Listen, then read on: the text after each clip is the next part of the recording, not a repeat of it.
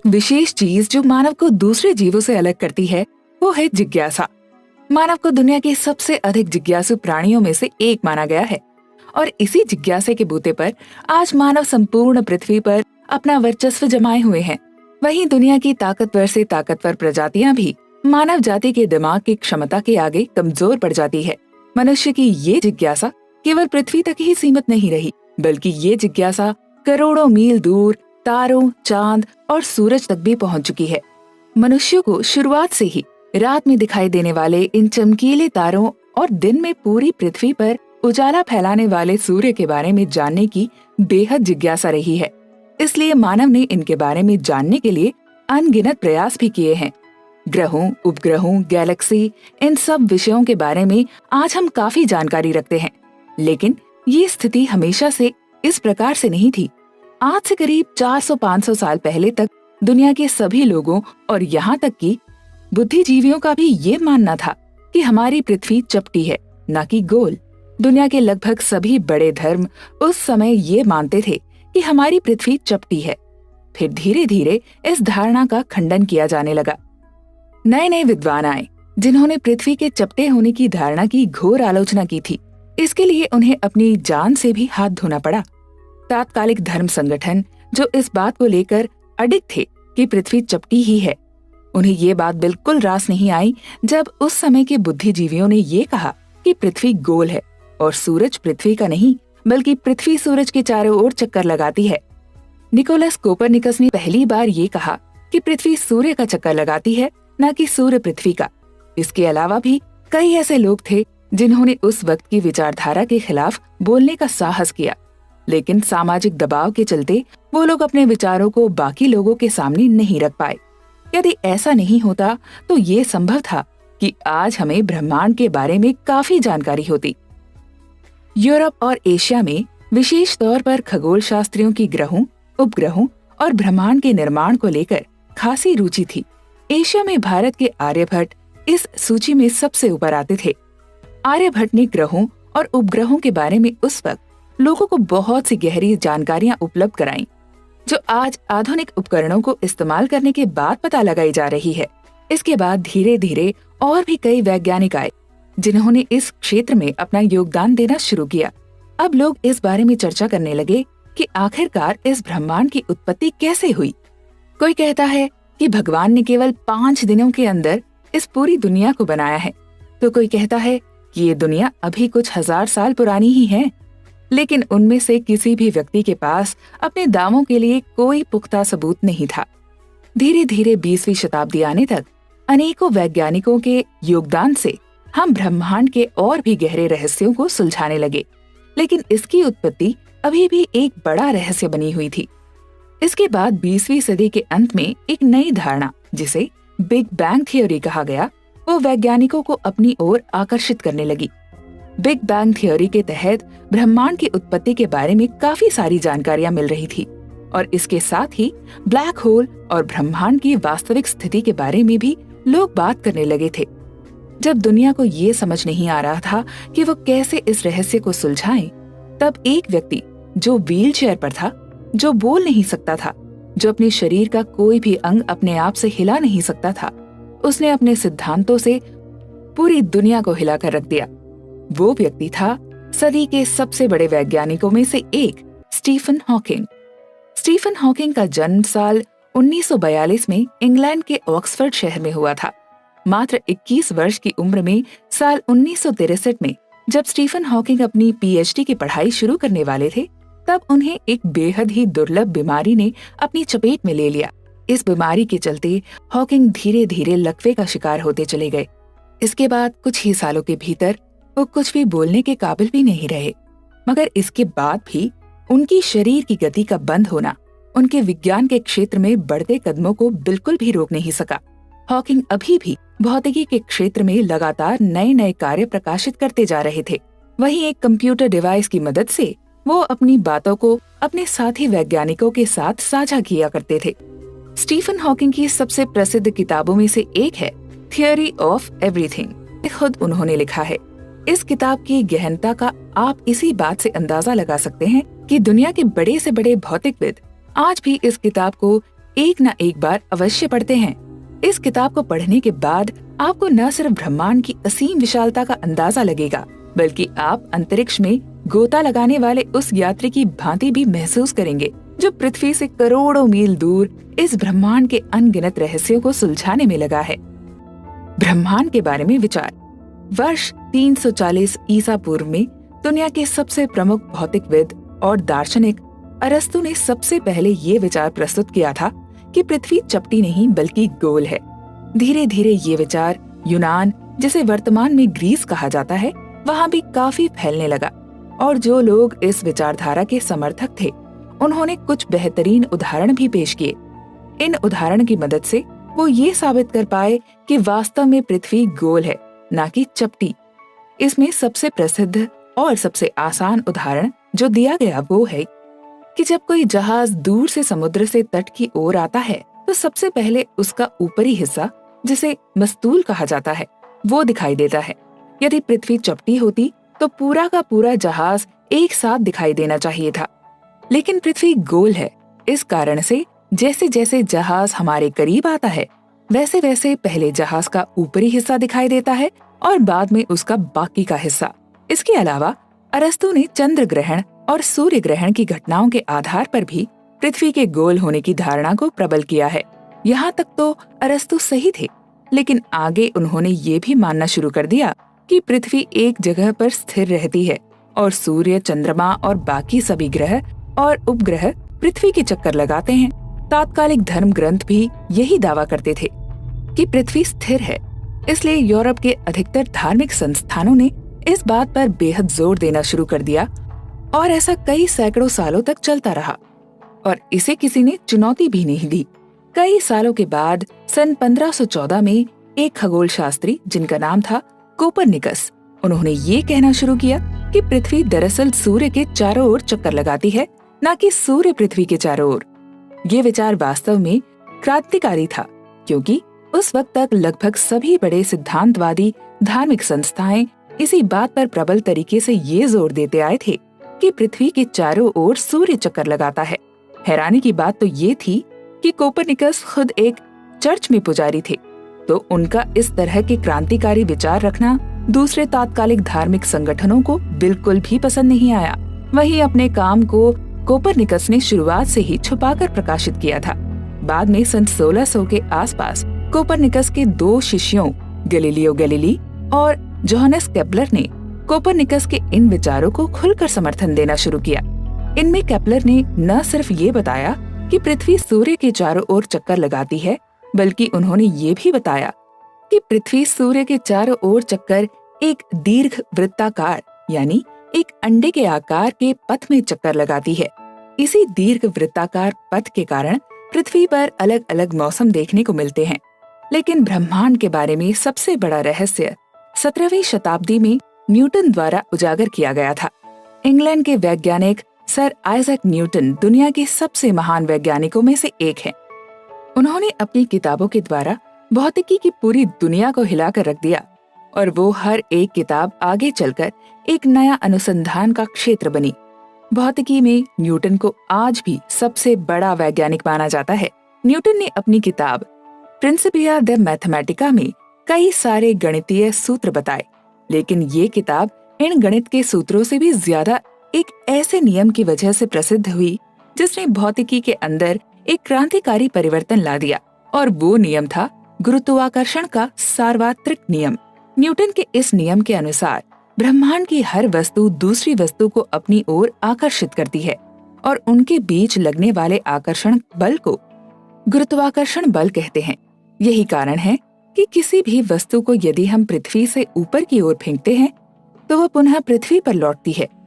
Newton ने अपने इस नियम के जरिए उस वक्त के कई सारे सवालों का जवाब दिया। उदाहरण के लिए, क्यों हर वस्तु लौटकर पृथ्वी पर आती है? इसके अलावा क्यों चंद्र ग्रहण व सूर्य ग्रहण होते हैं?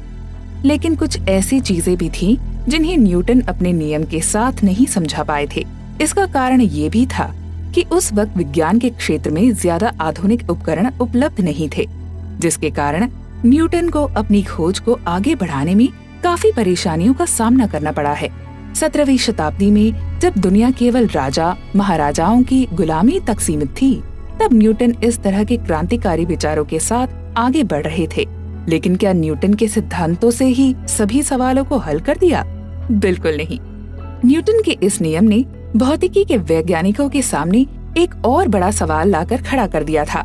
वो सवाल ये था कि ब्रह्मांड की हर वस्तु एक दूसरे को अपनी ओर खींचती है, तो आखिरकार सभी ग्रह आपस में टकराते क्यों नहीं हैं? क्यों चांद इतने सालों के बावजूद भी पृथ्वी पर आकर नहीं गिरा, और क्यों पृथ्वी अपने से कई गुना बड़े सूर्य के अंदर जाकर समाहित नहीं हो गई? इस सवाल का जवाब ढूंढने के लिए कई लोगों ने ये सुझाव देना शुरू किया था कि शायद गुरुत्वाकर्षण बल की दूरी अधिक होने पर प्रतिकर्षण करता है और वस्तुओं के पास में आने पर वो आकर्षण बल की तरह कार्य करता है।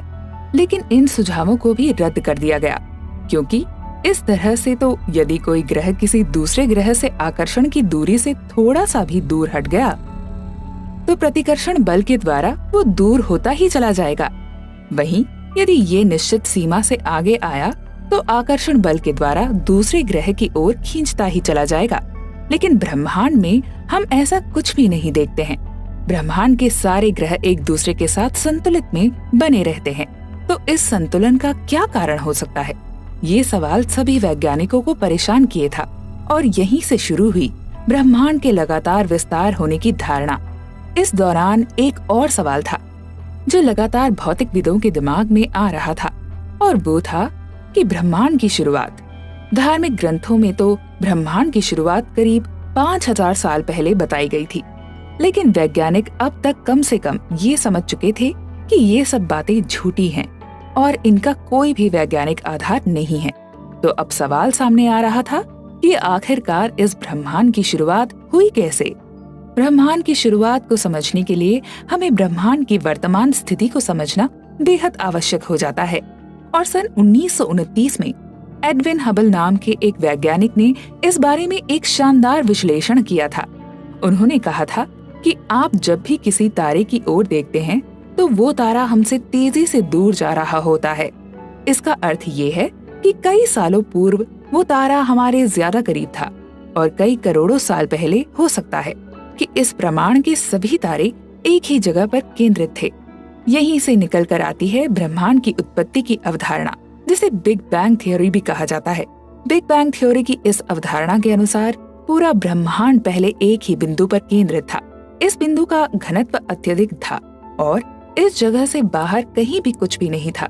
एक दिन जब उसके अंदर की ऊर्जा बहुत अधिक बढ़ गई तो एक भयंकर विस्फोट ने इस केंद्र को बिखेर दिया और तारों के रूप में इसके टुकड़े ब्रह्मांड में विस्तृत होने लगे। ये तारे आज भी ऐसे ही विस्तृत हो रहे हैं और इसी के आधार पर हम ये भी कहते हैं कि ब्रह्मांड का लगातार विस्तार हो रहा है। ब्रह्मांड का विस्तार। ब्रह्मांड के बारे में आधारभूत जानकारी मिलने के बाद वैज्ञानिक ये मानने लगे थे कि ब्रह्मांड में केवल हमारी आकाश गंगा ही मौजूद है और हमारी आकाश गंगा ही ब्रह्मांड है। लेकिन इस धारणा को एडविन हबल ने ब्रह्मांड के विस्तारवाद के बारे में बात करते हुए निरस्त कर दिया था। सन 1924 में एडविन हबल ने कहा कि ब्रह्मांड में केवल हमारी आकाश गंगा ही नहीं बल्कि इसी प्रकार की करोड़ों की संख्या में आकाश गंगाएं मौजूद हैं। अपनी बात को साबित करने के लिए हबल ने दूसरी आकाश गंगा में मौजूद तारों से पृथ्वी की दूरी मापनी शुरू की और इसके लिए उन्होंने उन तारों से आने वाली रोशनी को आधार बनाया। जब भी कोई तारा चमकता है तो हमारी तरफ पहुंचने वाली उसकी रोशनी दो बातों पर निर्भर करती है। पहली, उस तारे की रोशनी कितनी तेज है और दूसरी, उस तारे के हमसे यानी पृथ्वी से दूरी कितनी है। हबल ने ये दावा किया था कि ब्रह्मांड में कई सारे विशेष प्रकार के तारे होते हैं जिनकी रोशनी की तीव्रता हमेशा स्थिर रहती है, और यदि हम इन तारों की तीव्रता को दूसरी आकाशगंगा के तारों की तीव्रता के साथ तुलना करें तो हम आसानी से दूसरी आकाशगंगा की दूरी भी ज्ञात कर सकते हैं। इस तरह से इस तकनीक का इस्तेमाल करके हबल ने 9 अलग अलग आकाशगंगाओं की पृथ्वी से दूरी ज्ञात की थी। अब आपके मन में ये सवाल आ रहा होगा कि आखिरकार करोड़ों तारे जो आपस में बिल्कुल एक जैसे दिखते हैं, वैज्ञानिक अंतर कैसे करते हैं? हबल ने कैसे उनमें अंतर करके अलग अलग आकाशगंगा की दूरियां ज्ञात की होंगी? तो आपको बता दें कि इन सभी तारों में सिर्फ एक चीज का फर्क होता है और वो है इनकी रोशनी का रंग। न्यूटन ने भी अपने प्रकाश पर किए गए प्रयोगों के आधार पर ये निष्कर्ष दिया था कि प्रकाश जो हमेशा साधारणतः रंगहीन दिखाई देता है, उसे यदि किसी प्रिज्म में से निकाला जाए तो वो अलग अलग रंगों में बट जाता है और इसे उसका स्पेक्ट्रम कहते हैं। हम अलग अलग तारों से आई रोशनी को प्रिज्म में से निकालकर उसके स्पेक्ट्रम को देखते हैं और जिस रंग की स्पेक्ट्रम में अनुपस्थिति होती है उसे ध्यान में रखते हैं। संसार में उपस्थित लगभग हर रसायन का अपना एक विशेष रंग होता है जो स्पेक्ट्रम में अनुपस्थित होता है। उदाहरण के लिए सूर्य की रोशनी में भी 7 रंग होते हैं और जब ये रोशनी किसी प्रिज्म पर गिरती है तो वो 7 रंगों में बिखर जाती है। इंद्रधनुष में इसी कारण से अलग अलग रंग दिखाई देते हैं। अब जिस रंग को प्रिज्म में अपने अंदर अवशोषित कर लेगा वो रंग बाहर नहीं आ पाएगा, लेकिन प्रिज्म खुद उसी रंग का दिखाई देगा जिस रंग का वो अवशोषण करेगा। कहने का अर्थ ये है कि जब आप किसी लाल रंग की वस्तु को देखते हैं तो इसका मतलब ये है कि जब उन 7 रंगों पर सूर्य का प्रकाश गिरा तो उसने सभी रंगों को अवशोषित नहीं किया, उसने केवल लाल रंग को अवशोषित किया और बाकी सभी रंगों को पुनः वातावरण में भेज दिया। इस वजह से वस्तु हमें लाल रंग की दिखाई देती है।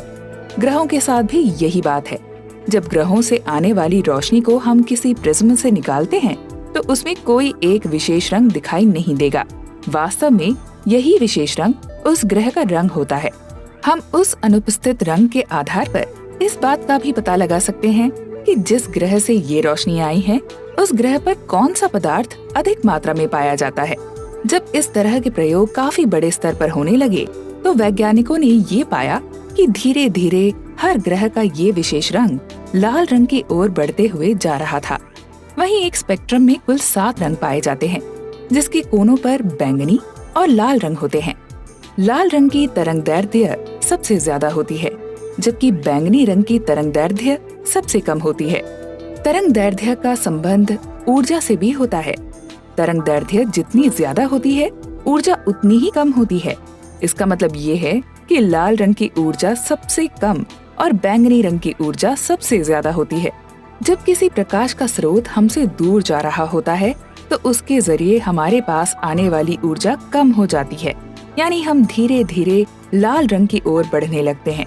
इसका अर्थ ये है कि जो रंग हमें दिखाई देगा वो लाल रंग की ओर बढ़ने लगेगा।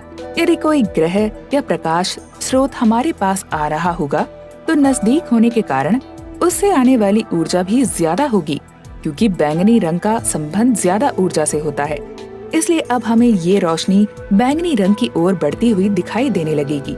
इसके लाल रंग की ओर बढ़ने का अर्थ है कि वो रोशनी का स्रोत हमसे दूर जा रहा है, जबकि बैंगनी रंग की ओर बढ़ने का अर्थ है कि रोशनी का स्रोत हमारे करीब आ रहा है। इसे विज्ञान की भाषा में डॉपलर प्रभाव कहा जाता है, क्योंकि इन तारों का रंग धीरे धीरे लाल रंग की ओर बढ़ रहा था। इससे ये पता लगता है कि सभी तारे हमसे दूर जा रहे हैं और ब्रह्मांड का लगातार विस्तार हो रहा है। शुरुआत में वैज्ञानिकों को इस बात की उम्मीद थी कि ब्रह्मांड के अंदर सभी आकाश गंगाएं बिना किसी पैटर्न के इधर उधर गति कर रही हैं। इसलिए उन्हें ये उम्मीद भी थी कि शायद लाल रंग के अलावा बैंगनी रंग के और भी कई रोशनियों का झुकाव देखने को मिलेगा। लेकिन ये हैरानी की बात है कि उन्हें एक भी आकाशगंगा में कोई भी ऐसा तारा नहीं मिला जिसका रंग बैंगनी रंग की ओर झुकता हुआ नजर आ रहा हो। इसी से अब ये बात बिल्कुल स्पष्ट हो चुकी थी कि इस ब्रह्मांड का लगातार विस्तार हो रहा है और इसी के साथ जो समस्या न्यूटन के सामने पैदा हुई थी उसका भी समाधान मिल गया। न्यूटन को हमेशा ऐसा लगता था कि यदि ये ब्रह्मांड स्थिर है तो गुरुत्वाकर्षण बल सभी ग्रहों को एक दूसरे के भीतर खींच लेगा। अब ब्रह्मांड के विस्तार की धारणा की बात के सामने आने के बाद ये स्पष्ट हो गया था कि क्यों अलग अलग आकाशगंगाएं एक दूसरे के अंदर आकर नहीं मिल जाती हैं। दूसरे ग्रहों और आकाशगंगाओं के गुरुत्वाकर्षण बल से बचने के लिए ये जरूरी है कि हर ग्रह और आकाशगंगा एक निश्चित सीमा से तेज गति से विस्तार करें, जिससे वो दूसरे आकाशगंगा के गुरुत्वाकर्षण बल की सीमा से बाहर रह सके। ये बिल्कुल वैसा ही है जैसा कि जब धरती से किसी अंतरिक्ष यान को बाहर जाना होता है तो उसे एक निश्चित सीमा से तेज गति से निकलना होता है। अगर वो रॉकेट या अंतरिक्ष यान उससे कम गति से चलता है तो वो पृथ्वी के वायुमंडल को कभी भी पार नहीं कर पाएगा। ब्रह्मांड के विस्तार की धारणा 20वीं सदी की सबसे महत्वपूर्ण खोज में से एक थी। हालांकि ब्रह्मांड के विस्तार की इस बात को न्यूटन के गुरुत्वाकर्षण नियम से समझा जा सकता है, लेकिन एक स्थिर ब्रह्मांड का सिद्धांत लोगों के मन में इतना हावी हो चुका था कि लोग इसके अलावा कुछ सोच ही नहीं पा रहे थे। यहाँ तक कि भौतिकी के इतिहास के सबसे बड़े वैज्ञानिकों में से एक आइंस्टाइन भी जब अपनी सापेक्षता के सिद्धांत पर कार्य कर रहे थे, तब उन्होंने भी ये माना कि ब्रह्मांड स्थिर है। स्थिर ब्रह्मांड की अवधारणा के इतने अधिक समर्थक होने के सबसे बड़ी वजह ये थी कि उस वक्त जितने भी भौतिकी के प्रयोग हुए थे, उन सब के नतीजों में ये पाया गया कि ब्रह्मांड स्थिर है।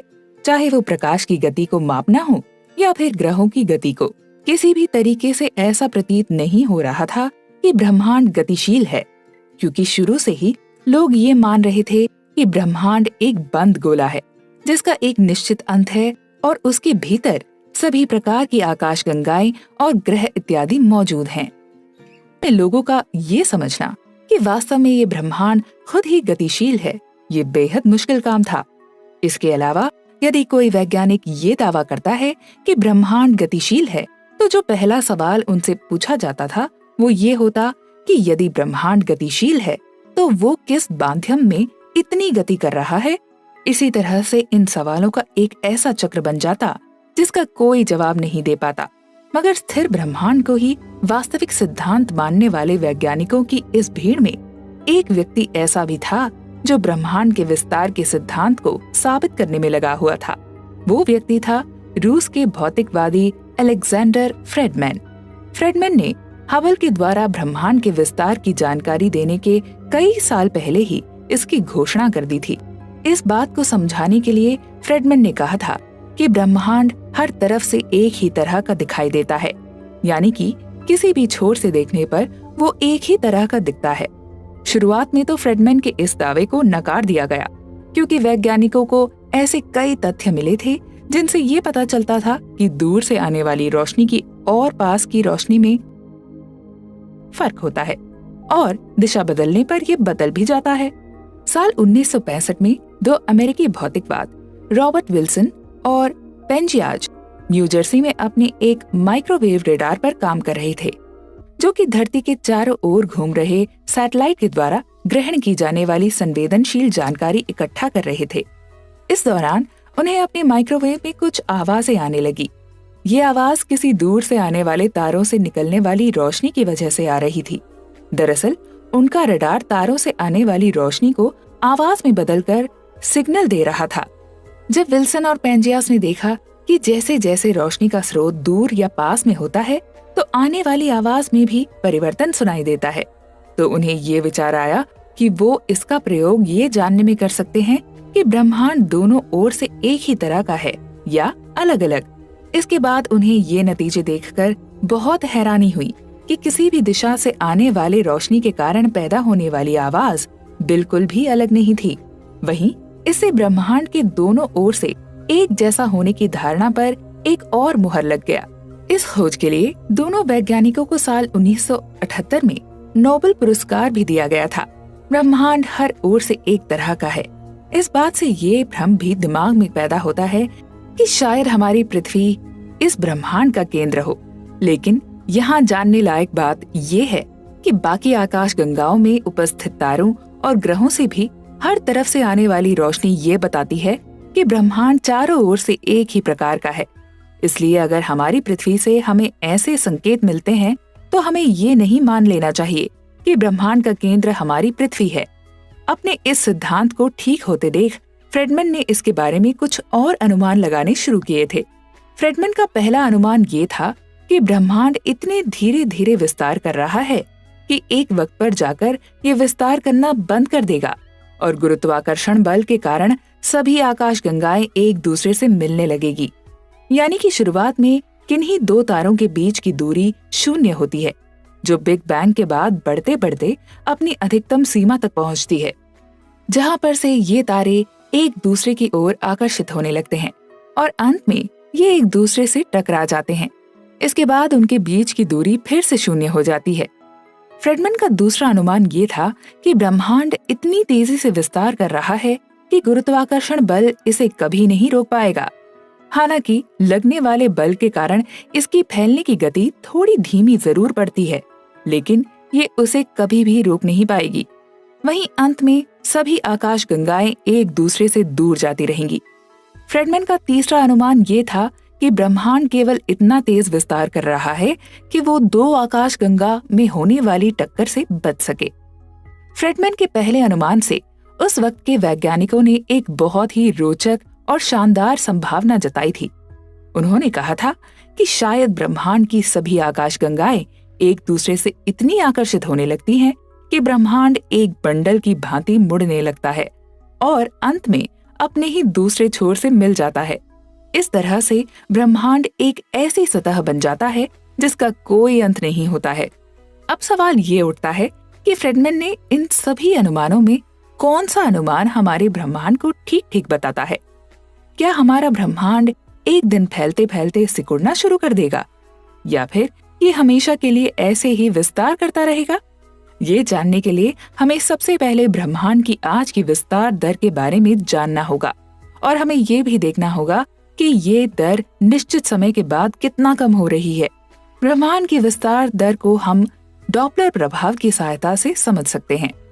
वहीं वैज्ञानिकों के द्वारा आज तक जो सभी प्रयोग किए हैं उससे हम ये कह सकते हैं कि ब्रह्मांड के विस्तार होने की दर 5 से 10% प्रति 1 अरब साल है।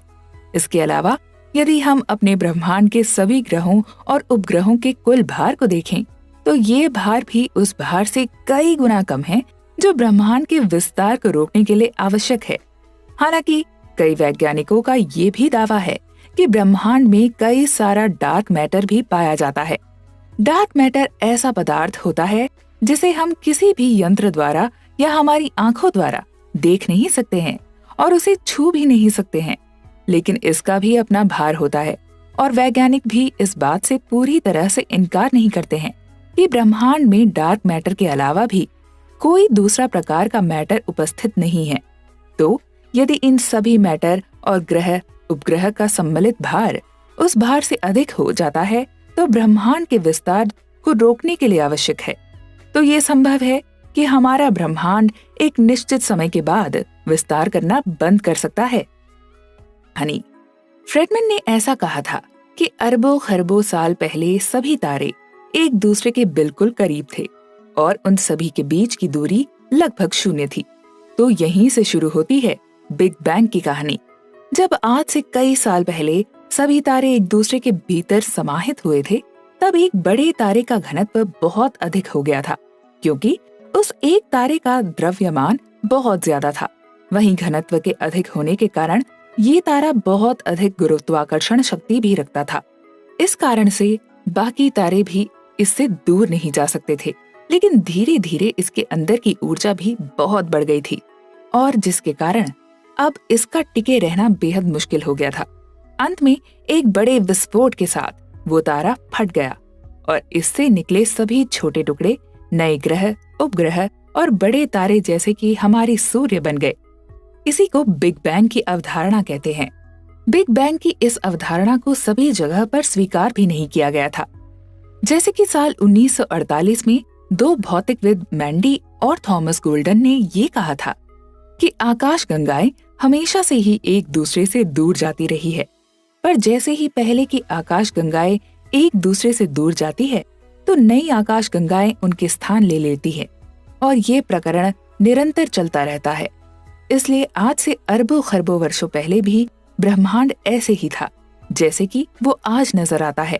इसके अलावा कुछ प्रयोग ऐसे भी हुए हैं जो इस बिग बैंग अवधारणा को समर्थन देते हैं, जैसे कि विल्सन और पेनरोज के प्रयोग, जिनसे ये पता चलता है कि ब्रह्मांड पहले ज्यादा सघन हुआ करता था, यानी कि आकाश गंगा पहले एक दूसरे के ज्यादा करीब थी। इसके साथ साथ दो रूस के वैज्ञानिकों हाईजैक निको और एवर्जन ने साल 1963 में बिग बैंग अवधारणा को नए दावों के साथ समर्थन दिया था। इसके लिए उन्होंने फ्रेडमैन के अनुमानों का सहारा लिया और उन्होंने कहा था कि हम जानते हैं कि ब्रह्मांड में आकाशगंगाएं एक दूसरे से लगातार दूर जा रही है। एक वक्त था जब वो एक दूसरे के पास हुआ करते थे। तो इस अनुमान को समझाने के लिए सबसे पहला तरीका ये है कि हम ये माने कि ब्रह्मांड की शुरुआत बिग बैंग से हुई है।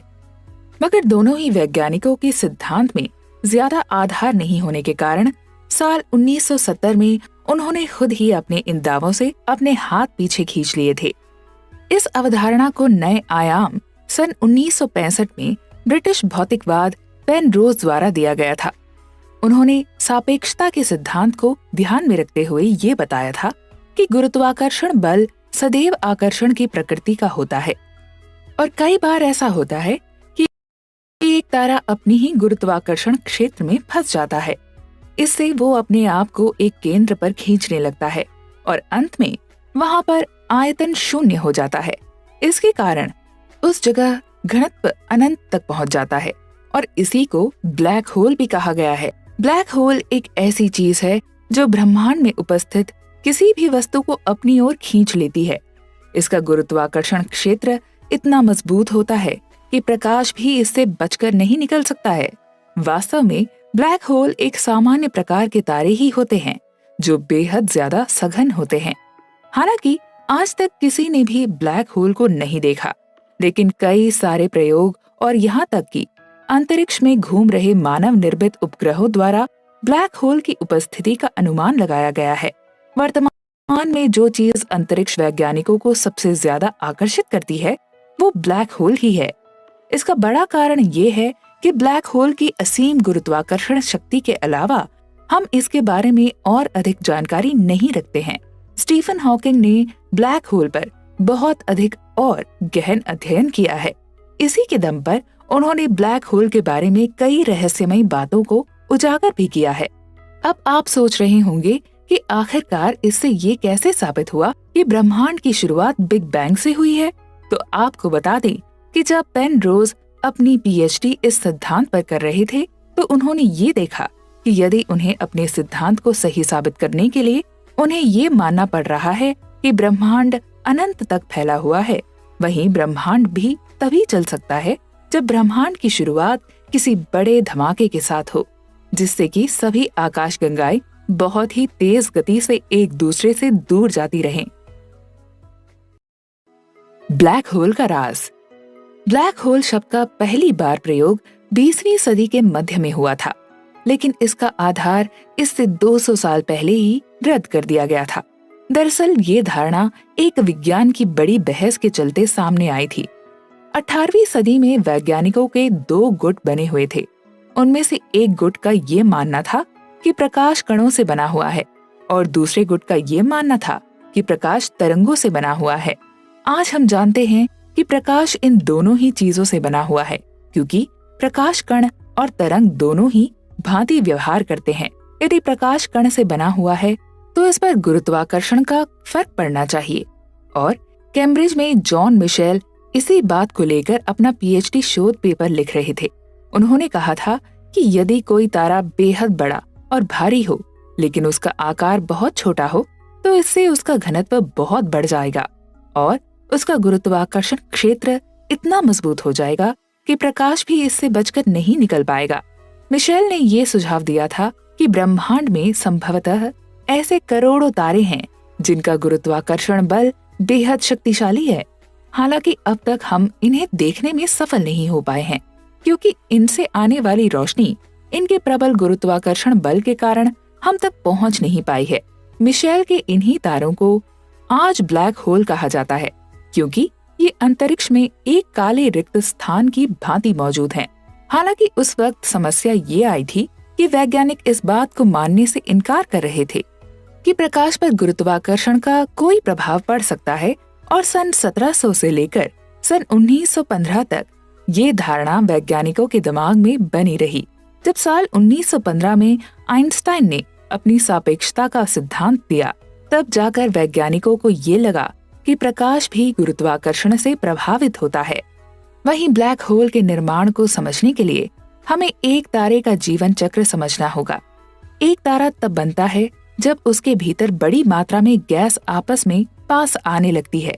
इनके एक दूसरे के करीब आने के कारण भी गुरुत्वाकर्षण बल ही होता है।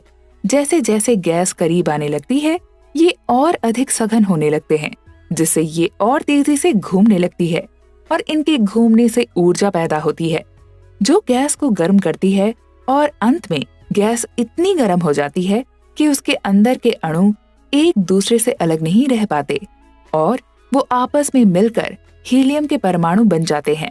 इस प्रक्रिया में असीम मात्रा में ऊर्जा पैदा होती है। आपको जानकर हैरानी होगी कि इसी प्रक्रिया का इस्तेमाल करके मानव ने दुनिया का सबसे खतरनाक बम, जो कि हाइड्रोजन बम है, वो बनाया है। अंत में गैस से मिलने वाली ऊर्जा और उसके द्वारा खींचे जाने वाले गुरुत्वाकर्षण बल एक बराबर हो जाते हैं, जिससे गैस के परमाणु उसी स्थान पर बने रहते हैं। वहीं ये तारे भी काफी लंबे समय तक ऐसे ही शांत और स्थिर रहते हैं, जब तक कि उनके अंदर पैदा हो रही ऊर्जा उनके गुरुत्वाकर्षण बल के बराबर होती है। अंत में उस तारे की सभी हाइड्रोजन खत्म हो जाती है और अब इसका गुरुत्वाकर्षण क्षेत्र ज्यादा मजबूत हो चुका होता है। ये तारा अब धीरे धीरे ठंडा होकर संकुचित होने लगता है। इससे पहले कि वैज्ञानिक ये कहते कि ये तारा ठंडा होकर धीरे धीरे ब्लैक होल बन गया है, एक और महान भौतिकविद इस बारे में एक नई धारणा लेकर आते हैं और वो भौतिकवाद थे भारत के सुब्रमण्यम चंद्रशेखर। चंद्रशेखर ने कॉलेज से ग्रेजुएशन पूरी की थी और इतनी कम उम्र में उन्होंने ये निश्चय किया कि वो इंग्लैंड जाकर कैम्ब्रिज में ब्रिटिश वैज्ञानिक अर्थ एडिंगटन के साथ काम करेंगे। जब एडिंगटन को एक पत्रकार ने साल 1920 में कहा कि इस दुनिया में सापेक्षता के सिद्धांत को केवल 3 ही लोग समझ पाए हैं, तो उन्होंने पूछा वो तीसरा आदमी कौन है। इस पर उन्हें जवाब मिला कि वो तीसरा आदमी सुब्रमण्यम चंद्रशेखर थे। भारत से ब्रिटेन की अपनी यात्रा के दौरान चंद्रशेखर इस बात पर काम कर रहे थे कि कैसे एक बड़ा तारा अपने आप को अपनी ही गुरुत्वाकर्षण शक्ति के चंगुल से बचा सकता है। बावजूद इसके सभी हाइड्रोजन परमाणु खत्म हो जाने से उनका ये विचार था कि जब तारा बहुत छोटा हो जाता है तो सभी पदार्थों के कण एक दूसरे के बेहद करीब आ जाते हैं। इस दौरान यहाँ पर पावली का सिद्धांत सामने आ जाता है, जो कहता है कि पदार्थ या कण एक ही समय पर एक ही स्थान पर एक समान वेग के साथ नहीं उपस्थित हो सकते हैं। इस कारण से इन कणों के वेग अलग अलग रखने होंगे और इनके अलग अलग वेग होने का मतलब है कि उन दोनों के बीच दूरी बढ़ेगी और ये चीज इस तारे को फिर से बड़ा करने में काम आएगी और इस प्रकार से ये तारा अपने एक दायरे पर निश्चित रहता है। हालांकि चंद्रशेखर को इस बात का एहसास था कि इस तरह से मिलने वाला प्रतिकर्षण काफी सीमित होता है और सापेक्षता का सिद्धांत वेग में होने वाले अधिकतम परिवर्तन को भी सीमित कर देता है। वहीं अंत में इन सब चीजों के बावजूद भी तारा इतना सघन हो जाएगा तो बाकी कोई भी प्रकार का प्रतिकर्षण इसकी गुरुत्वाकर्षण क्षमता से अधिक शक्तिशाली नहीं हो पाएगा। लेकिन चंद्रशेखर ने एक सीमा तय कर दी थी कि इस द्रव्यमान से अधिक द्रव्यमान का तारा खुद को अपने ही गुरुत्वाकर्षण से नहीं बचा पाएगा। चंद्रशेखर का ये मानना था कि हमारी आकाश गंगा में मौजूद सूर्य से 1.5 गुना अधिक वजन रखने वाले तारे खुद को अपनी ही गुरुत्वाकर्षण शक्ति से नहीं बचा सकते। द्रव्यमान की इस सीमा को चंद्रशेखर सीमा के नाम से भी जाना जाता है। चंद्रशेखर सीमा का असर ब्रह्मांड के कई सारे तारों पर देखने को मिला। जो भी तारे सीमा से अधिक द्रव्यमान के होते हैं तो वो अंत में ब्लैक होल के रूप में परिवर्तित हो जाते हैं। वहीं जो इससे कम द्रव्यमान रखते हैं वो एक समय के बाद सिकुड़ना बंद कर देते हैं। उन्हें व्हाइट ड्वार्फ कहा जाता है। यहाँ आपको ये बताना जरूरी है कि हमारी आकाश गंगा में मौजूद तारा सीरियस, जो आकाश का सबसे चमकीला तारा है और वास्तव में एक व्हाइट ड्वार्फ है। हालांकि कई तारों का द्रव्यमान चंद्रशेखर सीमा से अधिक था। वो जब बहुत ज्यादा सघन होने लगे तो उनमें एक विस्फोट देखा गया, जिससे कि उनका द्रव्यमान कम हो जाता है और वो चंद्रशेखर सीमा के अंदर आ जाते हैं। लेकिन अभी भी कई सारे सवाल ऐसे थे जिनका जवाब वैज्ञानिकों को नहीं मिला था, जैसे कि कैसे एक तारे को ये पता लगता है कि इसे अपना द्रव्यमान कम करना चाहिए, और क्या होगा यदि हम किसी तारे के अंदर वजन जोड़ दें जो पहले चंद्रशेखर सीमा के अंदर था। क्या ये एक ब्लैक होल की तरह बनेगा? एडिंगटन ने जब चंद्रशेखर के परिणाम देखे तो उन्होंने हैरानी के साथ उनके परिणामों को मानने से इनकार कर दिया। उन्होंने सोचा कि एक तारे का निश्चित सीमा तक ही सिकुड़ना संभव है। ऊपर से उस वक्त के सभी वैज्ञानिक, जिनमें आइंस्टाइन भी शामिल हैं, उनका भी यही मानना था। एडिंगटन ने चंद्रशेखर को बहुत समझाया कि उसे इस धारणा को छोड़ देना चाहिए, लेकिन चंद्रशेखर नहीं माने। वहीं एडिंगटन में चंद्रशेखर की प्रतिभा को तब समझा जब साल 1983 में उन्हें नोबेल पुरस्कार से सम्मानित किया गया। एक तरफ जहां चंद्रशेखर ने कई सारे सवालों के जवाब दिए, तो वहीं दूसरी ओर अभी भी कुछ ऐसे सवाल थे जिनका जवाब मिलना अभी भी बाकी था। जैसे कि चंद्रशेखर सीमा से कम द्रव्यमान रखने वाले तारे के साथ क्या होगा। ये बात काफी लंबे समय तक किसी भी वैज्ञानिक को पता नहीं लग पाई थी। साल 1929 में अमेरिकी वैज्ञानिक रॉबर्ट ओपेनहाइमर के प्रयोग से इनका जवाब मिला। ओपेनहाइमर वो वैज्ञानिक हैं जिन्होंने दुनिया के प्रथम परमाणु बम का आविष्कार किया और परमाणु प्रोग्राम को बिल्कुल करीब से देखा, जिससे वो इसकी सारी यांत्रिकी समझ पाए। ओपेनहाइमर ने अपने प्रयोगों के जरिए ये कहा था कि ऐसे तारों का गुरुत्वाकर्षण क्षेत्र अंतरिक्ष में प्रकाश के रास्तों को मोड़ता है और धीरे धीरे ये तारे और सघन हो जाते हैं। इसके साथ ही प्रकाश का इनकी ओर मुड़ना अधिक होने लगता है और अंत में प्रकाश के लिए मुश्किल हो जाता है कि वो इस प्रकार के तारों से बचकर निकल सके। तब तक वो तारा इतना सघन हो चुका होता है कि वो बिल्कुल छोटा बन चुका होता है और इसके गुरुत्वाकर्षण क्षेत्र भी बेहद मजबूत हो चुके होते हैं। वहीं अब प्रकाश भी इससे बचकर नहीं निकल सकता है। आइंस्टाइन की सापेक्षता सिद्धांत से ये साफ होता है कि प्रकाश से तेज इस ब्रह्मांड में कोई भी चीज नहीं है। इसलिए कोई भी चीज ब्लैक होल के गुरुत्वाकर्षण क्षेत्र से बचकर नहीं निकल सकती है। अब बात आती है ऐसे ब्लैक होल्स और ऐसे तारों के ब्लैक होल बनने के समय की। तो आज तक हमें इन तारों के ब्लैक होल बनने के सही समय के बारे में जानकारी नहीं मिल पाई है, क्योंकि समय खुद एक प्रकार की विमा है जो कि पूरे ब्रह्मांड में एक सा नहीं है और ये पूर्णतः देखने वाले व्यक्ति की स्थिति पर निर्भर करता है। एक बार विचार कीजिए कि आप पृथ्वी पर एक रडार में बैठे हैं और दूसरा व्यक्ति अंतरिक्ष से तारों को ब्लैक होल बनते हुए देख रहा है। इस रडार की मदद से वो अंतरिक्ष से सिग्नल ले रहे थे। उसकी घड़ी के अनुसार ठीक 11 बजे वो व्यक्ति आपको सिग्नल भेजता है कि ये तारा ब्लैक होल बनना शुरू हो चुका है। लेकिन जब तक वो सिग्नल आप तक पहुंचेगा, तब तक वो तारा पहले ही ब्लैक होल बन चुका होगा। अब मान लीजिए आप तक वो सिग्नल 12 बजे पहुंचता है, तो आप ये उम्मीद करेंगे कि 12 बजे आपको अंतरिक्ष एक ऐसा तारा दिखाई देगा जो ब्लैक होल बन रहा होगा। तो वास्तव में हमारे पास ऐसा कोई भी तरीका नहीं है जिससे कि हम समय में आने वाले इस अंतराल की भरपाई कर सकें, क्योंकि हम अपना सिग्नल अधिकतम प्रकाश की गति से भेज सकते हैं, लेकिन उस गति से भी सिग्नल को अंतरिक्ष से पृथ्वी तक पहुंचने में थोड़ा समय लगेगा और इससे एक समय का अंतराल पैदा होगा। इस बात को आप एक और तरीके से समझ सकते हैं।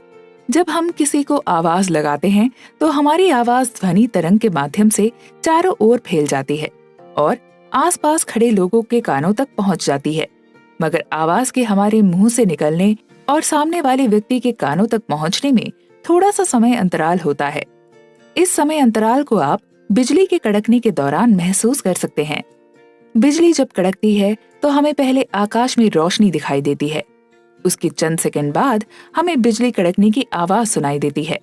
इसका कारण ये है कि ध्वनि की तरंग की रफ्तार प्रकाश की रफ्तार से कम होती है, इसलिए बिजली के कड़कने की आवाज को हम तक पहुंचने में थोड़ा ज्यादा समय लगता है, जबकि प्रकाश को कम समय लगता है। लेकिन इसका ये अर्थ नहीं है कि प्रकाश की गति को ज्यादा समय नहीं लगता। जब दूरी बहुत अधिक होती है तो प्रकाश को इस दूरी को तय करने में पर्याप्त समय लगता है। सूर्य की रोशनी पृथ्वी तक पहुंचने में करीब 8 मिनट का समय लगाती है। इसका अर्थ ये है कि जब हम सूर्य उदय होते दिखाई देता है, वो वास्तव में उससे 8 मिनट पहले ही उठ चुका होता है। ये समय अंतराल हम जब ग्रहों को अध्ययन करते हैं तब भी दिखाई देता है। अब हम ब्लैक होल के बारे में सबसे बड़ी बातें सामने लाएंगे। ये जानकारी खुद स्टीफन हॉकिंग और उनके साथी वैज्ञानिक रोज ने दी थी। हॉकिंग ने केवल इस बात पर जोर नहीं दिया कि ब्लैक होल एक प्रकार के वैक्यूम क्लीनर है। उन्होंने इसके अंदर होने वाली घटनाओं के बारे में भी लोगों को बताया था। हॉकिंग के ब्लैक होल के बारे में दिए गए सिद्धांतों को समझने के लिए आपको भौतिकी की एक बेहद जरूरी परिभाषा सीखनी होगी। आपको सिंगुलैरिटी के बारे में समझना होगा। सिंगुलैरिटी का अर्थ वो स्थिति है जब किसी वस्तु की गुरुत्वाकर्षण शक्ति इतनी प्रबल हो जाए कि उस जगह का समय भी एक व्यवस्थित तरीके से चल नहीं पाए। आपको हैरानी हो रही होगी कि आखिरकार समय कैसे अव्यवस्थित हो सकता है। तो आपको ये जान लेना चाहिए कि जिस प्रकार से हम अपने चारों ओर कई सारी आयाम देखते हैं, जिनमें लंबाई, चौड़ाई और भार इत्यादि शामिल है, उसी प्रकार समय भी एक प्रकार का आयाम है और समय पूरे ब्रह्मांड में निश्चित नहीं है। तो जब एक ब्लैक होल की गुरुत्वाकर्षण शक्ति बहुत अधिक बढ़ जाती है तो उसे ब्लैक होल के भीतर समय भी व्यवस्थित नहीं रह पाता है।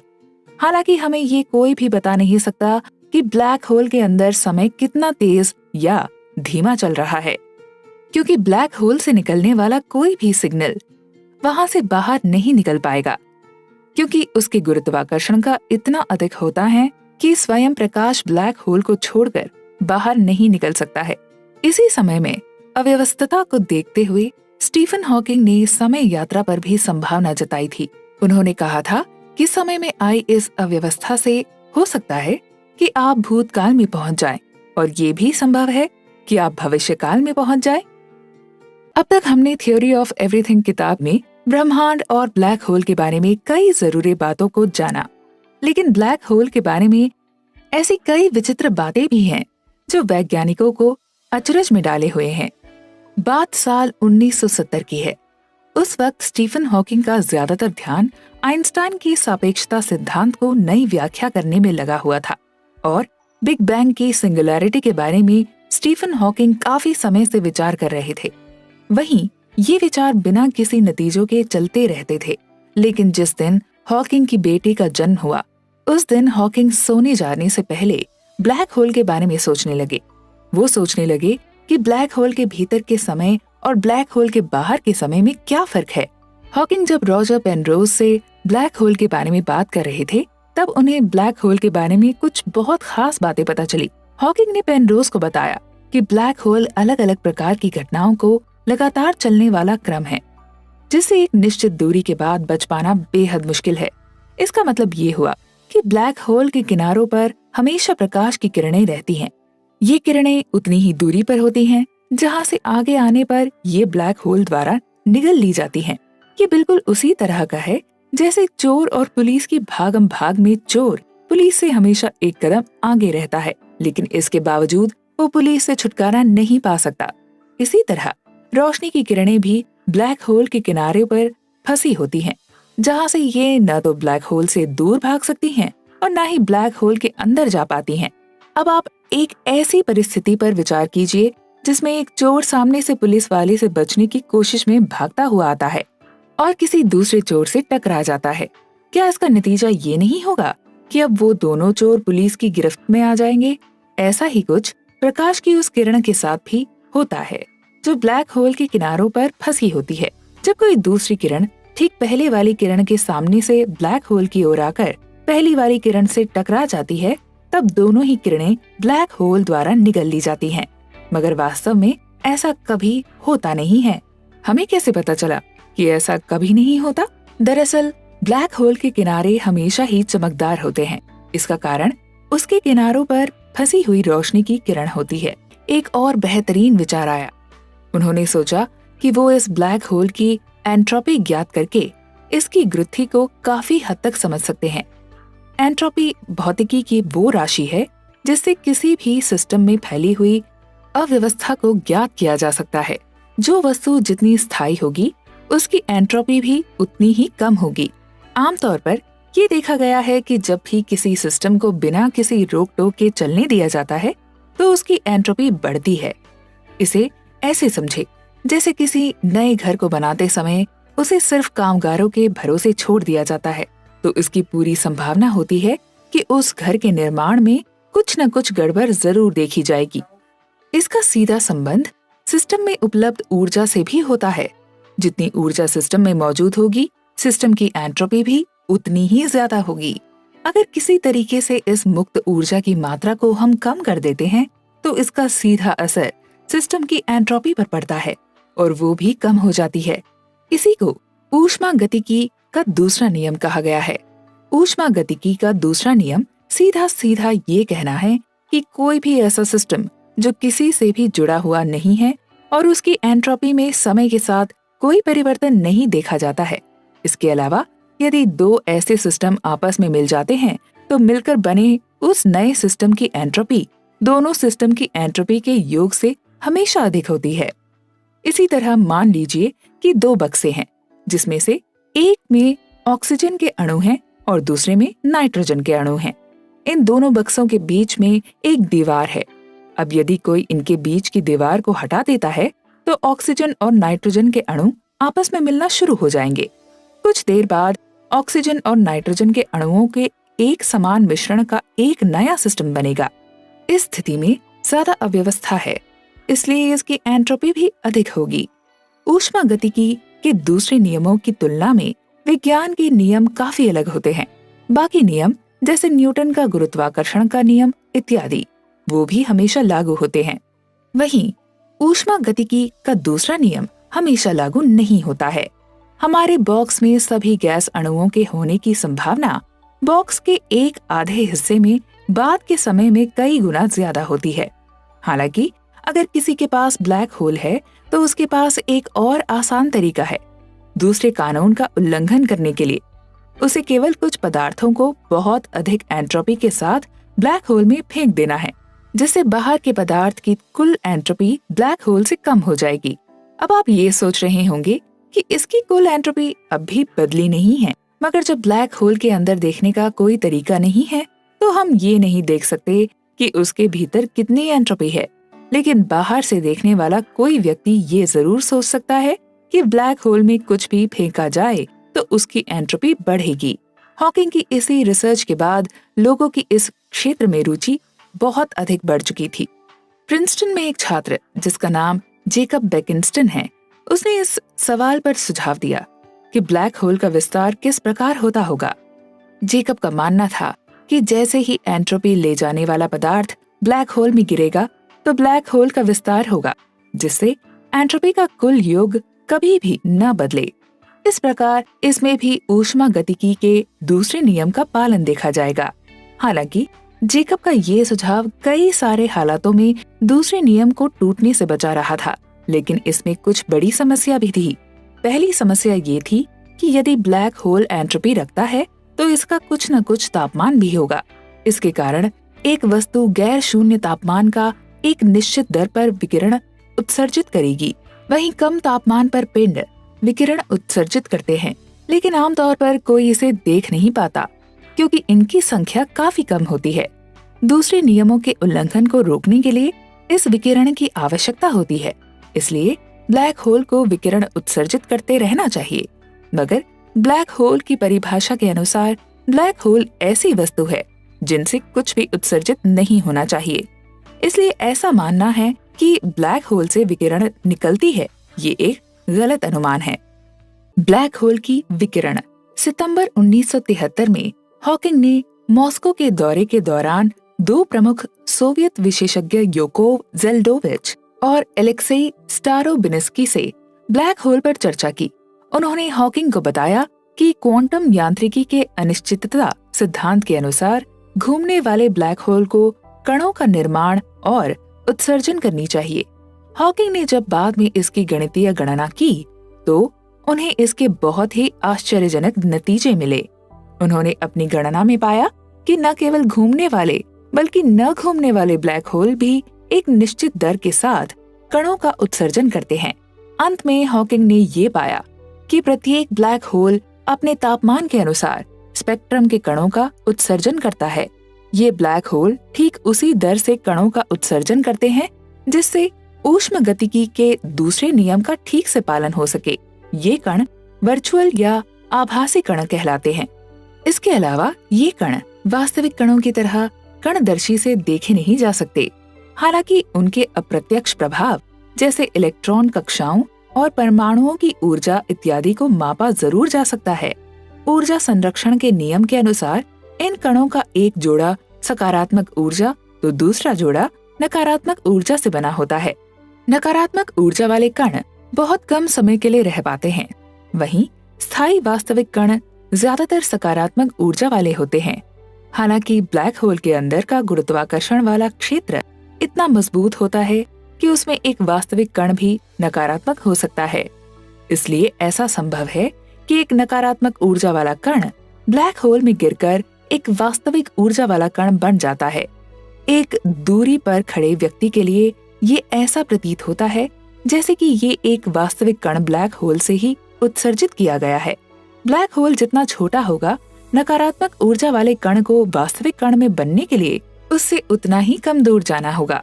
इस प्रकार उत्सर्जन की दर भी अधिक होगी और उस वक्त ब्लैक होल का तापमान भी अधिक होगा।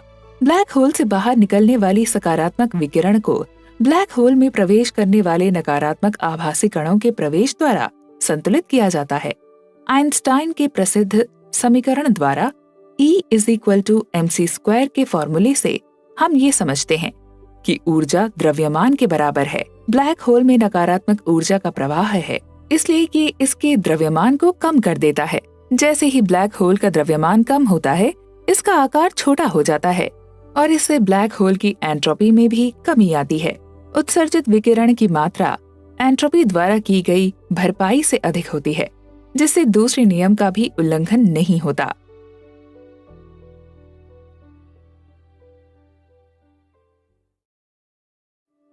ब्लैक होल विस्फोट। ब्लैक होल का द्रव्यमान जितना कम होगा, उसका तापमान उतना अधिक होगा। ऐसे ही जब ब्लैक होल का द्रव्यमान कम होता है, तब उसका तापमान और उत्सर्जन की दर दोनों बढ़ जाते हैं। मगर ये अभी तक साफ नहीं है कि तब क्या होता है जब ब्लैक होल का द्रव्यमान एकदम अत्यंत छोटा हो जाता है। इसका सबसे प्रसिद्ध अनुमान ये है कि शायद ये एक जबरदस्त विस्फोट के साथ पूरी तरह से गायब हो जाएगा। ब्लैक होल का द्रव्यमान सूर्य के द्रव्यमान से कुछ गुना अधिक है। इसका तापमान परम ताप -273 केल्विन से केवल थोड़ा ही अधिक होगा। ये तापमान ब्रह्मांड को भरने वाले माइक्रोवेव विकिरण के तापमान से बहुत ज्यादा कम है, जो परम ताप से लगभग 2.7 डिग्री ऊपर होता है। इसी कारण ब्लैक होल अवशोषण की तुलना में कम उत्सर्जन करेंगे। हालांकि इसका अवशोषण भी काफी कम होगा। अगर ब्रह्मांड का हमेशा के लिए विस्तार करना होता, तो माइक्रोवेव तरंग का तापमान गिरते गिरते ब्लैक होल के तापमान से भी कम हो जाता। तब ब्लैक होल जितना उत्सर्जित करता, उससे कम अवशोषित करता और द्रव्यमान खोना शुरू कर देगा। लेकिन फिर भी इसका तापमान इतना कम है कि इसे वाष्पित होने में लगभग 10 से 66 वर्ष लगेंगे। ये ब्रह्मांड की उम्र से काफी लंबा है, जो केवल 10 वर्ष के बराबर है। दूसरी ओर, जैसा कि हमने पहले सीखा था कि ब्रह्मांड में कुछ प्राथमिक ब्लैक होल भी हो सकते हैं, जो ब्रह्मांड में पाई जाने वाली अनियमितताओं के चलते बने होंगे। ऐसे ब्लैक होल का तापमान भी काफी अधिक होता है, जो बहुत अधिक दर पर विकिरण उत्सर्जित कर सकते हैं। 1000 मिलियन के प्रारंभिक द्रव्यमान वाले एक प्राथमिक ब्लैक होल की उम्र लगभग ब्रह्मांड की आयु के बराबर होगी। इससे कम प्रारंभिक द्रव्यमान वाले प्राथमिक ब्लैक होल पहले से ही पूरी तरह से नष्ट होकर वाष्पित हो गए होंगे। हालांकि थोड़े अधिक द्रव्यमान वाले ब्लैक होल अब भी एक्स किरणों और गामा किरणों के रूप में विकिरण उत्सर्जित कर रहे होंगे। ये विकिरण प्रकाश की तरंगों की तरह है, लेकिन इनकी तरंग दैर्घ्य काफी कम होती है और ऊर्जा बहुत ज्यादा। अगर हम इसकी ऊर्जा की मात्रा को देखें, तो ऐसा एक ब्लैक होल 10 बड़े बिजली घर चला सकता है।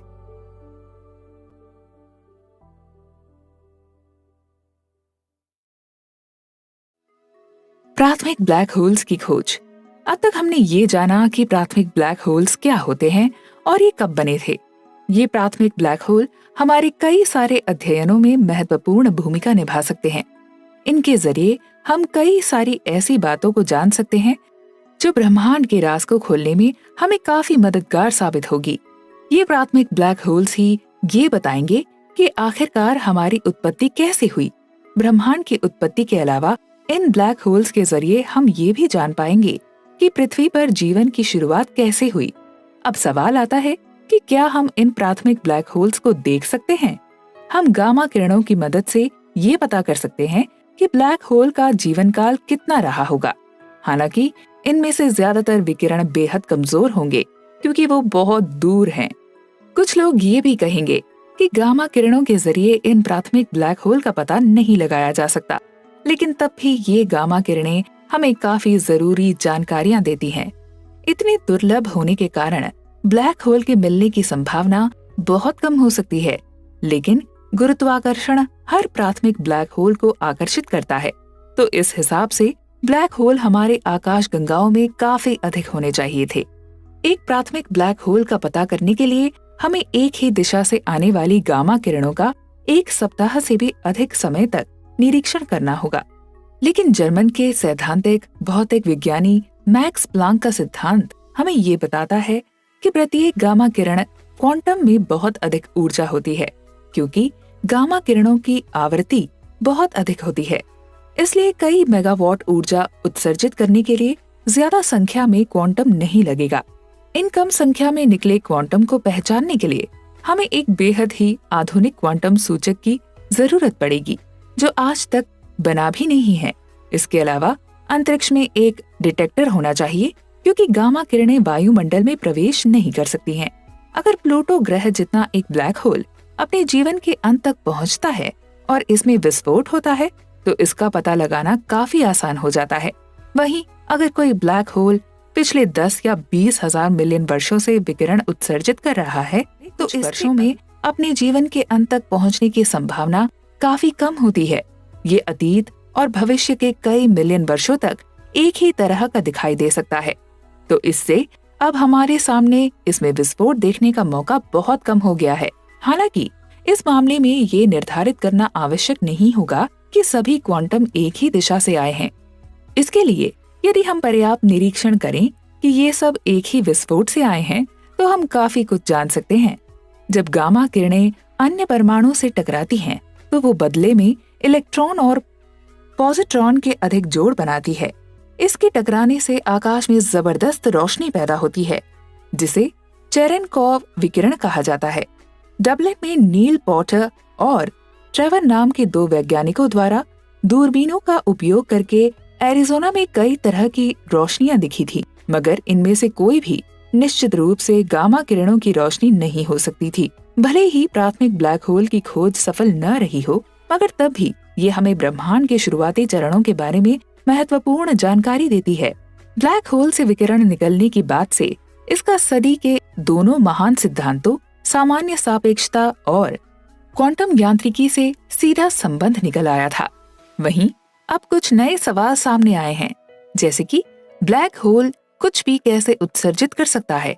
जब हॉकिंग ने पहली बार एक सम्मेलन में अपनी गणना के परिणाम सामने लाए, तो लोगों ने उन पर बिल्कुल भरोसा नहीं किया। हालांकि कुछ वर्षों बाद इन सब लोगों ने इस बात को स्वीकार कर लिया कि ब्लैक होल को गर्म पिंडों की तरह विकिरण उत्सर्जन करना चाहिए, क्योंकि इसके बिना सामान्य सापेक्षता और क्वांटम यांत्रिकी के नियम ठीक से लागू नहीं हो पाएंगे।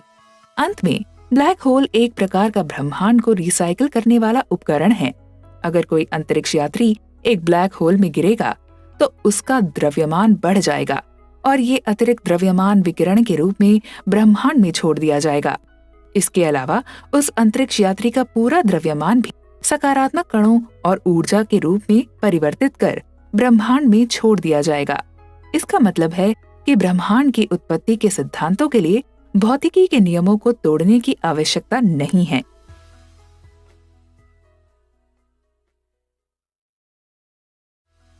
ब्रह्मांड की उत्पत्ति और इसका भविष्य। सन 1970 के दशक के दौरान हॉकिंग मुख्य रूप से ब्लैक होल पर अध्ययन कर रहे थे। हालांकि सन 1981 में ब्रह्मांड की उत्पत्ति के बारे में प्रश्नों को लेकर उनकी जिज्ञासा फिर से जाग उठी। जब वो वेटिकन में ब्रह्मांड विज्ञान पर एक सम्मेलन में शामिल हुए, तब उस सम्मेलन के अंत में प्रतिभागियों को पोप से मिलवाया गया। पोप ने सभी वैज्ञानिकों से कहा कि ब्रह्मांड के विकास का अध्ययन करना ठीक है, लेकिन हमें बिग बैंग के बारे में ज्यादा खोज नहीं करनी चाहिए, क्योंकि वो ब्रह्मांड के निर्माण का क्षण था और इसलिए ये भगवान द्वारा किया गया कार्य है। हॉकिंग को याद आया कि कई सदियों पहले गैलीलियो ने जब ब्रह्मांड के बारे में बात करनी शुरू की थी, तो उस वक्त के धार्मिक संगठनों ने उन्हें मौत के घाट उतार दिया था। इसलिए उन्होंने पोप के साथ इस मुद्दे पर ज्यादा बातचीत करना ठीक नहीं समझा। आइए इससे पहले कि हम ब्रह्मांड की उत्पत्ति के बारे में और बात करें, हम ये समझ लेते हैं कि आज के समय में ब्रह्मांड के निर्माण के बारे में किस धारणा को सबसे ज्यादा स्वीकार किया जाता है, जिसे हॉट बिग बैंग मॉडल के रूप में जाना जाता है। इसके अनुसार ब्रह्मांड का वर्णन फ्राइडमैन मॉडल के द्वारा किया गया है। इस मॉडल में ये कहा गया है कि ब्रह्मांड जब फैलता है तब उसमें मौजूद सभी पदार्थों का तापमान और विकिरण का स्तर नीचे चला जाता है। चूंकि तापमान कणों की ऊर्जा का एक माप है, इसलिए ब्रह्मांड के ठंडे होने का प्रभाव इसमें मौजूद पदार्थ पर भी पड़ेगा। बहुत उच्च तापमान पर कण इतनी तेजी से घूम रहे होंगे कि परमाणु के नाभिकीय या विद्युत चुंबकीय बल के कारण ये एक दूसरे के प्रति सभी प्रकार के आकर्षण बलों से बच सकते हैं। मगर जैसे ही ये ठंडे हो जाते हैं तो जो कण एक दूसरे को आकर्षित कर रहे थे वो आपस में टकराने लगते हैं। बिग बैंग के समय ब्रह्मांड का आकार शून्य था और इसके कारण ये बेहद गर्म था। लेकिन फिर जैसे जैसे ब्रह्मांड का विस्तार हुआ, विकिरण का तापमान भी घट गया। बिग बैंग के 1 सेकंड बाद ये लगभग 10,000 बिलियन डिग्री सेल्सियस जितना गिर गया, जो सूर्य के केंद्र में तापमान का लगभग 1000 गुना है। इस तापमान पर कई सारे हाइड्रोजन बम के विस्फोट होते हैं। इस समय ब्रह्मांड फोटोन, इलेक्ट्रॉन और न्यूट्रॉन और उनके एंटी पार्टिकल से बना होता है। जैसे जैसे ब्रह्मांड का विस्तार होता रहा और तापमान गिरता गया, वैसे वैसे इलेक्ट्रॉन और एंटी इलेक्ट्रॉन के जोड़े उत्पन्न होते गए। अधिकांश इलेक्ट्रॉनों और एंटी इलेक्ट्रॉनों ने एक दूसरे को नष्ट कर दिया और वो इससे फोटोन उत्पन्न करने लगे। बिग बैंग के लगभग 100 सेकंड बाद तापमान 1000 करोड़ डिग्री तक गिर गया। इस तापमान पर प्रोटॉन और न्यूट्रॉन के पास मजबूत परमाणु शक्ति के आकर्षण से बचने के लिए पर्याप्त ऊर्जा नहीं बची। इसलिए इन्होंने ड्यूटेरियम के परमाणुओं के नाभिक का निर्माण करने के लिए एक दूसरे के साथ संयोजन करना शुरू कर दिया।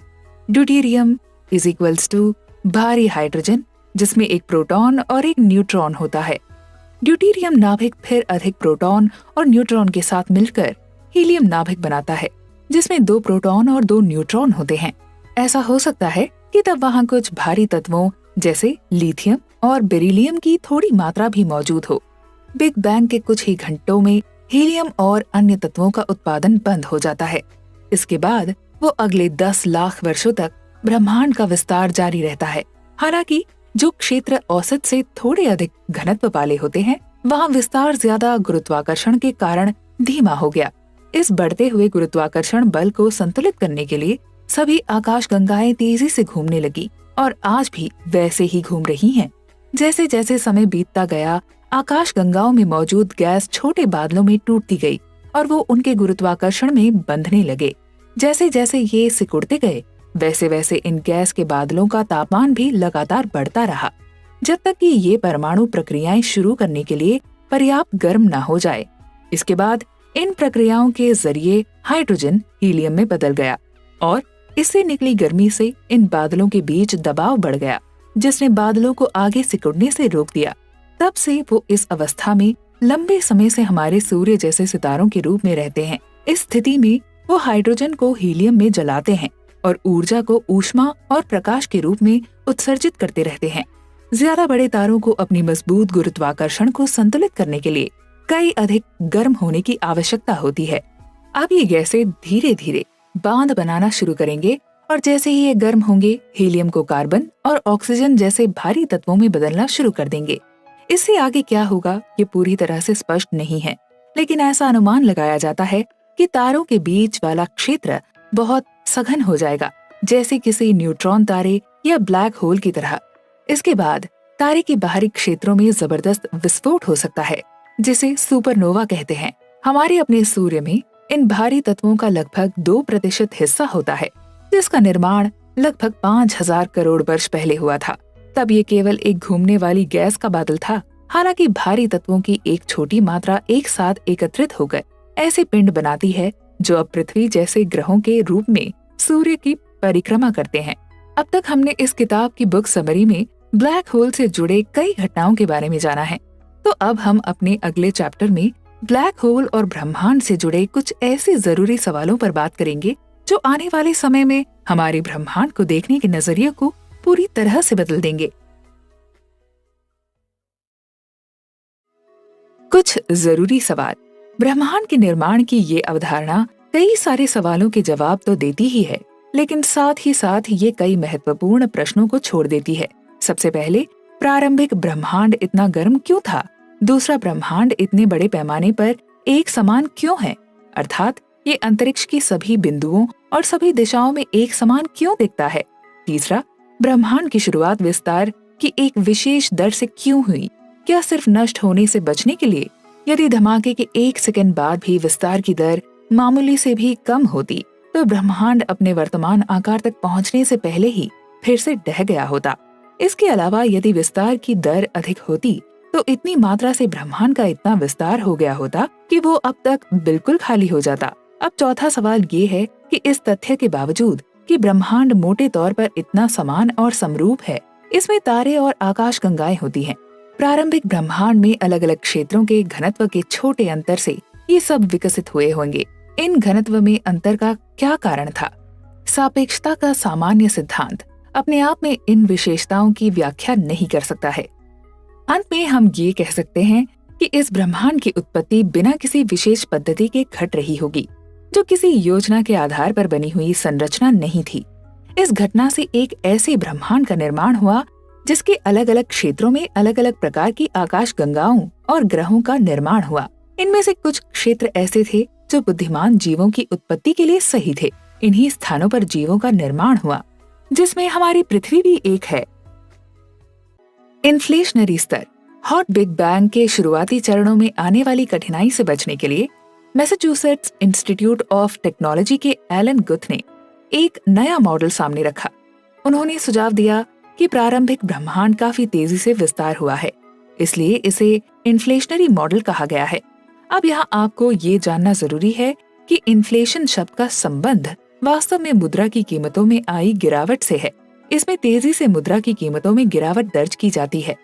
गुथ ने ये सुझाव दिया कि ब्रह्मांड की शुरुआत बड़े धमाके से हुई थी और इतने उच्च तापमान पर यह संभव है कि मजबूत और कमजोर परमाणु बल व विद्युत और चुंबकीय बल सभी एक ही प्रकार के बल में एकीकृत हों। जैसे जैसे ब्रह्मांड का विस्तार होता जाएगा, ये और ठंडा होता जाएगा और इसमें शामिल कणों की ऊर्जा भी कम होती जाएगी। तब धीरे धीरे सभी प्रकार के बलों में भी फर्क नजर आने लगेगा। कमजोर बल और ताकतवर बल दोनों ही अलग अलग प्रकार से व्यवहार करने लगेंगे। इसी तरह के विस्तार से ब्रह्मांड की समरूपता बनी रहेगी। आइंस्टाइन जब ब्रह्मांड के एक स्थायी मॉडल पर काम कर रहे थे, तब उन्होंने एक इशारा दिया। उनके अनुसार ब्रह्मांड पहले से ही विस्तार कर रहा था, जो बिना किसी रोक टोक के अनंत तक चलता रहेगा। आगे इसके जरिए हमें ये पता लगेगा कि ब्रह्मांड के सभी कणों का निर्माण ऊर्जा के द्रव्यमान में परिवर्तन के कारण हुआ है। अब अगर कोई ये पूछे कि इस ऊर्जा का निर्माण कैसे हुआ, तो इसका जवाब ये है कि ब्रह्मांड की कुल ऊर्जा शून्य है। लेकिन ये कैसे संभव है? दरअसल ब्रह्मांड में पदार्थ सकारात्मक ऊर्जा से बना है। हालांकि हर पदार्थ अपने आप को गुरुत्वाकर्षण बल द्वारा आकर्षित कर रहा है। पदार्थ के दो टुकड़े जो एक दूसरे के करीब हैं, वहीं जिसमें कम ऊर्जा है वो उन दो टुकड़ों की तुलना में अधिक दूरी पर है। ऐसा इसलिए है क्योंकि आपको उन्हें अलग करने के लिए ऊर्जा खर्च करनी पड़ती है, जिसके लिए आपको गुरुत्वाकर्षण बल के खिलाफ कार्य करना पड़ेगा। इस प्रकार एक अर्थ में कहें तो गुरुत्वाकर्षण एक क्षेत्र की नकारात्मक ऊर्जा होती है। पूरे ब्रह्मांड के मामले में हम ये कह सकते हैं कि ये नकारात्मक गुरुत्वाकर्षण ऊर्जा सकारात्मक ऊर्जा को बिल्कुल नष्ट कर देती है। ऐसा इन्फ्लेशन के विस्तार से होता है क्योंकि ज्यादा ठंडी अवस्था में ऊर्जा घनत्व स्थिर रहती है, जबकि ब्रह्मांड फैलता है। जब ब्रह्मांड आकार में दोगुना हो जाता है, तब सकारात्मक पदार्थ ऊर्जा और ऋणात्मक गुरुत्वीय ऊर्जा दोनों दोगुनी हो जाती है। इसलिए कुल ऊर्जा शून्य रहती है। इन्फ्लेशन के चरण के दौरान ब्रह्मांड अपने आकार में बहुत बड़ी मात्रा में वृद्धि करता है, तब भी ऊर्जा संरक्षण के नियमों का पूरी तरह से पालन होता है। ब्रह्मांड आज इन्फ्लेशन के कारण विस्तार नहीं कर पा रहा है। इसी को देखते हुए हमारे पास एक ऐसा नियंत्रक होना चाहिए जो इस विस्तार की दर के धीमे होने को समझाए। ब्रह्मांड का विस्तार होना और ठंडा होना, सभी बलों के बीच की सममिति धीरे धीरे खत्म होने लगती है। इस प्रक्रिया में मुक्त हुई ऊर्जा ब्रह्मांड को पुनः गर्म करती है। इसके बाद ब्रह्मांड दोबारा विस्तार करता है और दोबारा ठंडा होता है। ये बिल्कुल वैसा ही है जैसा कि हॉट बिग बैंग मॉडल में बताया गया था। बस फर्क सिर्फ इतना है कि अब हमारे पास इस सवाल का जवाब होगा कि ब्रह्मांड सिर्फ एक निश्चित दर से ही क्यों विस्तार करता है। ऐसा इसलिए होता है क्योंकि ब्रह्मांड का विस्तार और अलग अलग प्रकार के बलों की सममिति का टूटना एक धीमी प्रक्रिया है। ये प्रक्रिया एक साथ न होकर अलग अलग पदों में होती है। हर पद के बाद उसकी ऊर्जा से ब्रह्मांड विस्तार करता है और इसी तरह से ये प्रक्रिया कई बार होती है। समय के बारे में जो सबसे सामान्य बात हम जानते हैं वो ये है कि समय सदैव आगे की दिशा में चलता है। मगर क्या ये पूरी तरह सच है? यदि ये सच है तो क्या इसका संबंध इस बात से है कि ब्रह्मांड भी सदैव आगे की दिशा यानी केवल विस्तार कर रहा है? क्या आप भौतिकी के नियमों की सबसे विशेष बात जानते हैं? इन नियमों की सबसे खास बात ये है कि ये भविष्य और अतीत में अलग अलग तरह से व्यवहार नहीं करते। ठीक तरह से कहें तो यदि किसी घटना को उल्टा करके देखा जाए तो भौतिकी के नियम उल्टे नहीं होंगे, बल्कि वो नियम पहले की तरह ही काम करेंगे। और यही इन नियमों की खास बात है। 3 मुख्य प्रकार के परिवर्तन जो हम अपनी दुनिया में घटने वाली घटनाओं में कर सकते हैं, उन तीनों परिस्थितियों में भौतिकी के नियम बिल्कुल नहीं बदलेंगे। इसमें पहली परिस्थिति है वास्तविक कणों की उनके विपरीत कणों के साथ अदला बदली। इसके बाद दूसरी परिस्थिति दर्पण प्रतिबिंब होने की स्थिति है, यानी दाएं और बाएं का आपस में बदलना। वहीं तीसरी परिस्थिति है समय का उल्टा चलना। इसको एक उदाहरण की मदद से समझने तस्वीर वाली पहेली को सुलझाया है, जिसमें अलग अलग तस्वीरों के टुकड़ों को ठीक ढंग से मिलाकर एक सही तस्वीर बनानी होती है। आपको पता होगा कि सही तस्वीर बनाने का तरीका केवल एक ही होता है और वो है उन तस्वीरों को सही ढंग से एक दूसरे के साथ रखना। इन तस्वीरों की एक विशेष प्रकार की व्यवस्था है, हमें एक सही तस्वीर देती है। वही बनी हुई तस्वीर एक व्यवस्थित सिस्टम का उदाहरण है। इस विशेष प्रकार की व्यवस्था के अलावा अन्य सभी प्रकार की व्यवस्थाओं में ये सिस्टम कभी भी पूरी तरह से व्यवस्थित नहीं हो सकता। इसका मतलब ये है कि समय के साथ इसकी अव्यवस्था में केवल वृद्धि होती है। अब आप ब्रह्मांड के संदर्भ में इसी प्रकार से सोच सकते हैं। ब्रह्मांड का निर्माण इसी प्रकार से किया गया है कि इसमें समय के साथ एंट्रोपी और अव्यवस्था में वृद्धि हो। ऐसा भी हो सकता था कि यदि हमारा ब्रह्मांड अन्य किसी व्यवस्था के साथ बनता तो हम टूटे हुए कप को हवा में उछालकर अपने आप जुड़ते हुए देख सकते थे। समय का दूसरा तीर मनोवैज्ञानिक तीर है।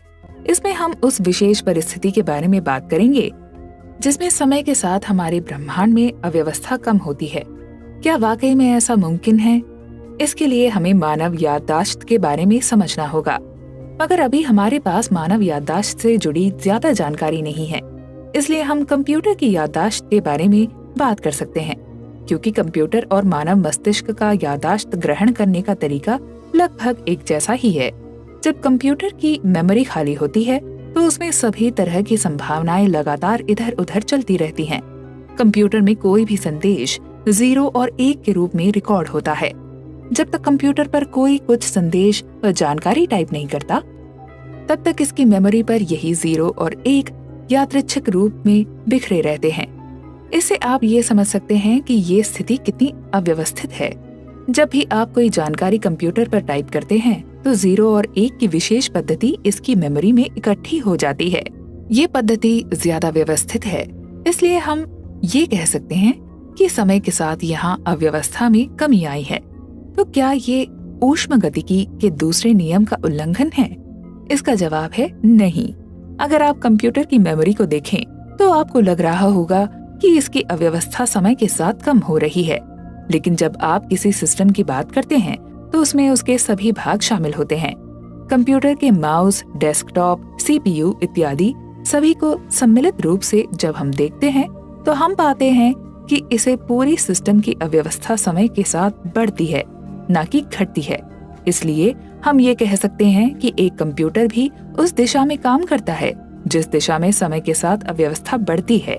इसके अलावा हम ये भी कह सकते हैं कि समय के साथ हमारे ब्रह्मांड में अव्यवस्था बढ़ती है, क्योंकि हम समय को उसी दिशा में माप रहे हैं जिस दिशा में ब्रह्मांड की अव्यवस्था बढ़ रही है।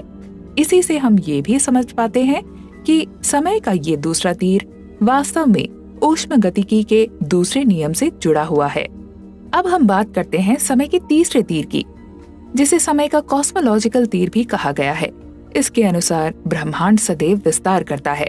अब सवाल ये पैदा होता है कि क्या ब्रह्मांड इसलिए विस्तार कर रहा है क्योंकि इससे समय के साथ कुल अव्यवस्था में वृद्धि होती है, या फिर ब्रह्मांड लगातार विस्तार कर रहा है, इसी कारण हम ऊष्मगतिकी के दूसरे नियम को हमेशा ठीक पाते हैं।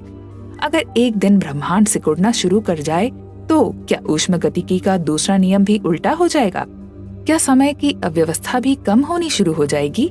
ये बहुत ही रोचक और बेहद पेचीदा सवाल हैं, क्योंकि इस आधार पर समय ही उल्टा चलना शुरू हो जाएगा और हमें कल होने वाली घटनाओं के बारे में पहले से ही जानकारी मिल जाएगी।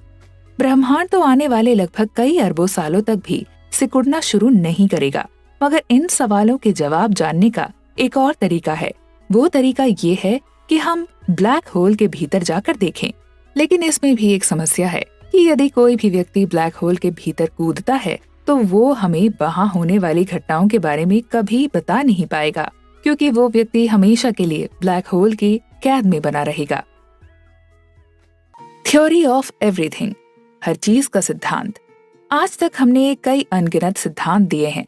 उनमें से कुछ का प्रकृति में सदैव पालन होता है, तो वहीं कुछ ऐसे भी सिद्धांत हैं जिनके कई अपवाद भी देखने को मिलते हैं। मगर आज तक हम कोई ऐसा सिद्धांत नहीं दे पाए जो प्रकृति में होने वाली हर घटना की व्याख्या कर सके।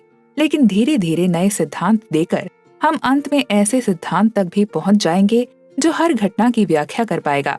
उदाहरण के लिए रसायन विज्ञान में नाभिक के भीतर की संरचनाओं के बारे में जाने बगैर हम हमारे आसपास होने वाली अनगिनत रासायनिक अभिक्रियाओं की ठीक ठीक व्याख्या कर सकते हैं। आइंस्टाइन ने भी अपना आधा जीवन इसी प्रकार के एक संयुक्त सिद्धांत की खोज में निकाल दिया। लेकिन